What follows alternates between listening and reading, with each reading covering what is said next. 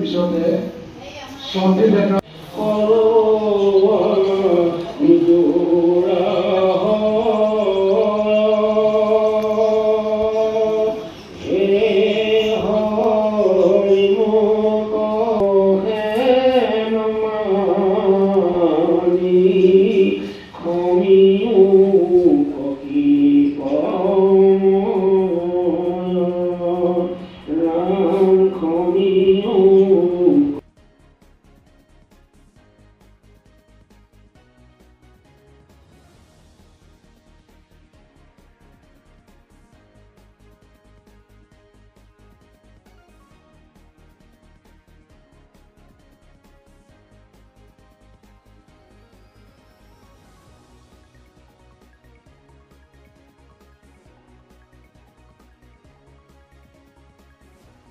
শ্ৰীমন্ত শংকৰ হৰি ভকতৰ জানা জনকল্পতৰু তাহান্ত বিনাই নাই নাই নাই আমাৰ পৰম গুৰু প্ৰভু আমাৰ হে প্ৰভু দৈৱকী নন্দন।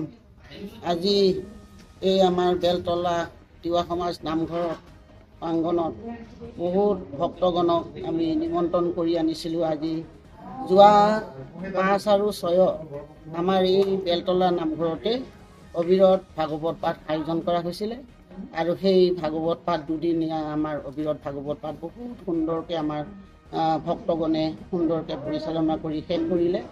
তাৰ অন্তত আজি 13 এপ্ৰিলত আমি আমাৰ কমিটিটোৱে চিন্তা কৰিলোঁ যে যিসকল আমাৰ বহুত কষ্ট কৰি আমাৰ সেই দুদিনীয়া কাৰ্যভাগত অংশগ্ৰহণ কৰিছিলে, গতিকে তেওঁলোককো আজি এষাৰ মাত লগাই সেৱা এটা জনাম বুলি ভাবি প্ৰভু ভগৱন্তৰ গুণানুকীৰ্তনো আমি আগতে কৰি ল'ম বুলি সেই ভাগো আমি আগবঢ়ালোঁ।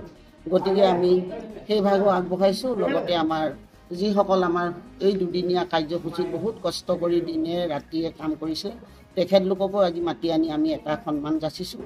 আৰু লগতে আমাৰ যিসকল আজি আহিছে ভক্তগণ সকলোৱে বৰ্তমান এতিয়া আমাৰ ৰাতিপুৱাৰ পৰা যিখিনি আমাৰ কাৰ্য কৰিব লাগি আছিলে কৰিলে আৰু এতিয়া বৰ্তমান প্ৰসাদ বিতৰণ হৈছে, প্ৰসাদ গ্ৰহণ কৰিছে তেওঁলোকে। আৰু এই কামভাগ কৰিবলৈ যাওঁতে আমাৰ বেলতলা তিৱা সমাজ নামঘৰৰ কমিটিটোৰ ফালৰ পৰা বহুত ভুল ভ্ৰান্তি হ'ব পাৰে। আমি এই বেলতলা তিৱা সমাজ নামঘৰৰ আমি এই অধমে সম্পাদিকা ৰাইজে আমাক পাতি থৈছে আৰু আমাৰ সম্পাদকজন বৰ্তমান তেখেতে চাকৰি ক্ষেত্ৰত বাহিৰত আছে, তেখেতে আজি টাইম দিব নোৱাৰিলে। গতিকে আমি যিসকলে ইয়াত উপস্থিত আছোঁ সকলোৱে আমি প্ৰভুৰ চৰণত সেৱা জনাইছোঁ, ধন্যবাদ দিছোঁ যে আমাৰ সেই দুদিনীয়া অবিৰত ভাগৱত পাঠ ইমান সুন্দৰকৈ আমাৰ পৰিচালনা কৰিলে। আমাৰ ভক্ত ইয়াত ডিফুত 11টা নামঘৰ আছে। আমাৰ 11টা নামঘৰ সমন্বয়ৰ যিসকল ভক্তগণ আহিছিলে সেইসকলে খুব সুন্দৰকৈ পৰিচালনা কৰি আমাৰ এই দিনকেইটা সুচাৰুৰূপে চলাই নিলে। তাৰ কাৰণেও তেখেতলোকক আমাৰ হৃদয়ৰ পৰা আশীৰ্বাদ কৰিছোঁ যাতে আগলৈকে প্ৰভু ভগৱন্তই তেওঁলোকক শক্তি আৰু বুদ্ধি জ্ঞান দিয়ক, ভালে কুশলে থাকি যাতে আমাক এনেকৈ সহায় সাৰথি কৰক। লগতে আমাৰ লগত আছে আমাৰ বৰনামঘৰৰ আমাৰ কি আছিলে আপোনাৰ দায়িত্বটো আছিলে আগতে সভাপতি আছিল তেখেত আমাৰ দেৱেন কাকতিদেৱ।